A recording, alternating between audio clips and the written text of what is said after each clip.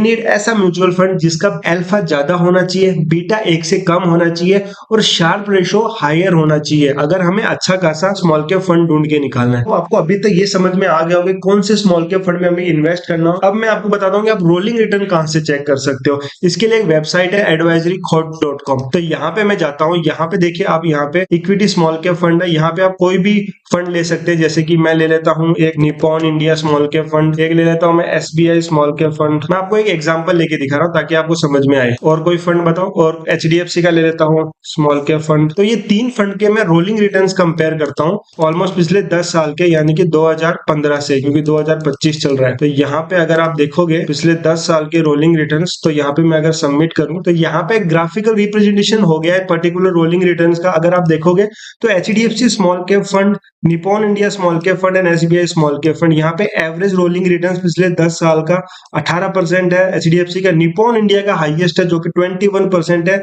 SBI small cap fund का almost 18% है और इक्विटी स्मॉल कैप फंड जो इसका बेंचमार्क है उसका 13% है। तो इसका मतलब तीनों के रोलिंग रिटर्न्स अपने बेंचमार्क इंडेक्स से ज्यादा है। इसमें से small cap, Nippon India small cap fund का हाईएस्ट रोलिंग रिटर्न्स है एज कंपेयर टू अदर।